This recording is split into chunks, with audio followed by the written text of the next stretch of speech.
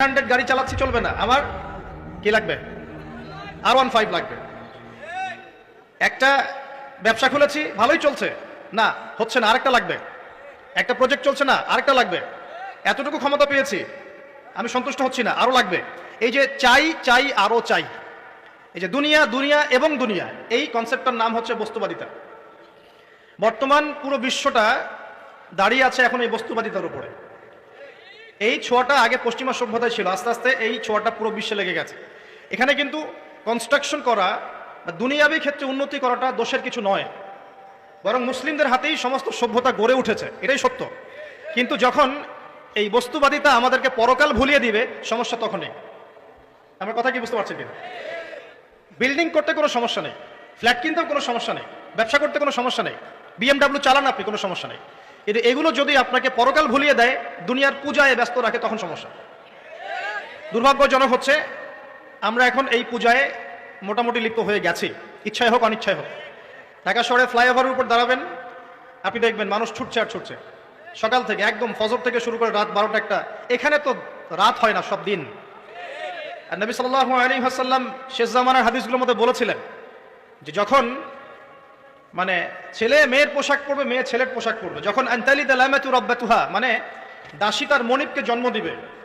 দাসী মনিবকে জন্ম দেওয়ার একটা ব্যাখ্যা উলামায়ে কেরাম এমনটাও করেছেন, সমাজে ন্যায় অন্যায়, হক বাতিল, সত্য মিথ্যার যে মানদণ্ড, এটা উল্টে যাবে। ন্যায় হবে অন্যায়, অন্যায় হবে ন্যায়। আমানতদার ব্যক্তিকে বলবে খেয়ানতকার, খেয়ানতকার ব্যক্তিকেই বলবে আমানতদার। সত্য হবে মিথ্যা, মিথ্যা হবে সত্য। হক হবে বাতিল, বাতিল হবে হক। সাদা হবে কালো, কালোই হবে সাদা। দিন হবে রাত, রাত হবে দিন। এখন ঢাকা শহরে রাত হয়ে গেছে দিন, আর দিন হয়ে গেছে বহু যুবক যুবতীর জন্য রাত। এখন বাজে 12টা, আমাদের শহর অ্যাক্টিভ মাশাআল্লাহ। আমাদের শহর ঘুমাবে 4টায়, 4টায় ঘুম উঠবে জোহরের নামাজের আগে। লাঞ্চ করে না এখনকার মানুষ, ব্রেকফাস্টটাই লাঞ্চ। তো আনতালিদা লামাতু রাব্বাতুহা এর গভীর ব্যাখ্যা আছে। আল্লাহ পাকের হালালকে এই বস্তুবাদী সভ্যতায় হারাম করা হচ্ছে, এবং আল্লাহ পাকের হারামগুলোকে হালাল করে নেওয়া হচ্ছে। আমরা এই দর্শনটা পেয়েছি পশ্চিমা দর্শন থেকে। পশ্চিমা সভ্যতায় প্রথম সারা বিশ্বে এই বস্তুবাদিতা ছড়িয়ে দিয়েছে। এটা একটা ভয়ঙ্কর জিনিস, যেটা আপনাকে পরকাল থেকে ডিমোটিভেটেড করছে।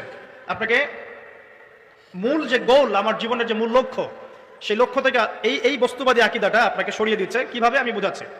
আল্লাহ পাক কয়েকটা অ্যাম্বিশন দিয়ে পাঠিয়েছেন দুনিয়াতে আমাদেরকে। তার মধ্যে প্রথমটা হচ্ছে সূরা জারিয়াত আয়াত নাম্বার 56, এটা প্রথম। কি এটা? আল্লাহ পাক বলছেন, ওয়ামা খালাকতুল জিন্না ওয়াল ইনসা ইল্লা লিয়াবুদুন, বা'দা আউযু বিল্লাহি মিনাশ শাইতানির রাজীম, ওয়ামা খালাকতুল জিন্না ওয়াল ইনসা ইল্লা লিয়াবুদুন। আল্লাহ পাক আপনাকে আমাকে প্রথম যে দায়িত্ব দিচ্ছেন সেটা হচ্ছে এই, আমি মুসলিম, আমি নারী হই, পুরুষ হই, যুবক হই, যুবতী হই, যেই হই না কেন, আল্লাহ পাক আমাকে বলছেন, ওয়ামা খালাকতুল জিন্না ওয়াল ইনসা ইল্লা লিয়াবুদুন। দেখো, আমি জিন আর মানব জাতিকে শুধুমাত্র আমার ইবাদত করার জন্যই দুনিয়ায় পাঠিয়েছি, আর কোনো কারণ নাই। এই যে আল্লাহ পাক আমাদেরকে 60 বছর 70 বছর হায়াত দিয়েছেন, একটা কারণে, অনলি একটা, ইল্লা লিয়াবুদুন, যাতে আমরা আল্লাহর ইবাদত করতে পারি। আবার বোঝেন, আল্লাহ পাক আমাদেরকে দুনিয়াতে শুধু তার ইবাদত করতেই পাঠিয়েছে। আল্লাহ পাক এখানে একটা পরীক্ষায় ফেল করেছি, হতাশ হয়ে আত্মহত্যা করতে পারেন নাই। আল্লাহ পাক এখানে একটা মেয়ের পিছনে ঘুরে জীবন নষ্ট করতে পারেন নাই। আল্লাহ পাক এখানে আমাদেরকে ধর্ষণের সেঞ্চুরি করতে পারেন নাই। আল্লাহ পাক এখানে আমাদেরকে অন্যায়ভাবে অন্যের সম্পদ আত্মসাৎ করতে পারেন নাই। মাদকের যে ভয়াল থাবা চলছে, এর মধ্যে নেশায় বুধ হয়ে যাওয়ার জন্য আল্লাহ পাক আমাদেরকে পাঠান নাই।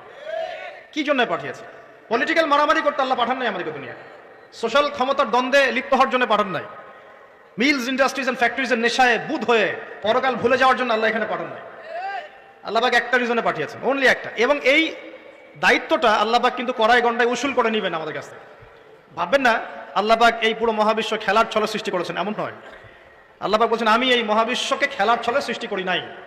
ওয়ামা খালাকতুল জিন্না ওয়াল ইনসা, বলেন, ইল্লা লিয়াবুদুন, আমি শুধুমাত্র এবং শুধুমাত্র আমার ইবাদত করার জন্য মানুষ আর জিনদেরকে সৃষ্টি করেছি। জিনকে আমরা দেখি না, আমাদের সাথে জিনরা আছেন। জিনের মধ্যে ভালো খারাপ আছে, ঠিক যেমন মানুষের মধ্যে ভালো খারাপ আছে। আর প্রত্যেকটা মানুষের সাথে একটা করে শয়তান জিন থাকে, যে মানুষকে খারাপ কাজে প্রলুব্ধ করে, যে নিজে খারাপ কাজ জোর করে করায় না, সে শুধু প্রলুব্ধ করে। সে বলে মাদকের মধ্যে শান্তি, ওয়াসওয়াসা দেয়, কাজটা বাস্তবায়ন করেন আপনি। সে বলে যেটা তো ছেলে মেয়ের ফ্রেন্ড, বয়ফ্রেন্ড গার্লফ্রেন্ড কালচার, বন্ধুত্ব, এটা এমন কিছু নয়, জেনা করেন আপনি। সে বোঝায় যে টাকা পয়সা আর্ন করতে হবে, বউ বাচ্চাকে সিকিউর করতে হবে, সুদটা খান আপনি। সে বুঝায় যে তুই তো একসময় চলে যাবি, সন্তানদের জন্য কি রেখে গেলি, তখন ঘুষটা খান আপনি। সে বুঝায় যে অন্যের সম্পদ যদি আত্মসাৎও করি, শেষ বয়সে কাবা ঘরে গিয়ে হজ করে নিব, ব্যাস, দ্যাটস অল, আমার পুরো আমল নামা চকচকা হয়ে যাবে। এভাবে শয়তান ওয়াসওয়াসা দেয়, কিন্তু কাজটা করি আমরা। কোনো সময় কোনো সময় শয়তান দাড়ি টুপি পাগড়ি জুব্বাওয়ালা মানুষকেও নেক স্রোতে ধোকা দেয়। কোন স্রোতে? এদেরকে বদ স্রোতে ধোকা দেয় না, নেক স্রোতে ধোকা দেয়। সে একটা কাজকে কল্যাণ খায়ের মনে করেই এমন কিছু করে যেটা শয়তান তার সামনে ফুটিয়ে তোলে নেক হিসেবে, কিন্তু আসলে এর পিছনে একটা খারাপ উদ্দেশ্য ছিল। তো দাড়ি টুপিওয়ালা মানুষকে নেক স্রোতে শয়তান ধোকা দিয়ে ফেলে। কোনো সময় ভিতরে অহংকার জন্ম দিয়ে দেয়, কোনো সময় ডিগ্রি সার্টিফিকেটের গামান্ড নিয়ে আসে, কোনো সময় নারী দিয়ে পথভ্রষ্ট করে ফেলে, আর কোনো সময় অর্থের প্রলোভন দিয়ে পথভ্রষ্ট করে ফেলে। তো শয়তান কিন্তু কাউকে ছাড়ে না। আমি মূল জায়গায় আসি। প্রথম যে জিনিসটা এই বিশ্বটাকে ধ্বংস করছে এটা হলো বস্তুবাদিতা, যেটা আমাদের এই সমাজের মধ্যে এখন রন্ধ্রে রন্ধ্রে ঢুকে গেছে। আমি বলছি বারবার, স্ট্যাটাস অর্জন করতে কোনো সমস্যা নেই, কিন্তু যদি এই স্ট্যাটাস আমাকে আমার পরকালীন গোল থেকে সরিয়ে দেয় তখনই সমস্যা।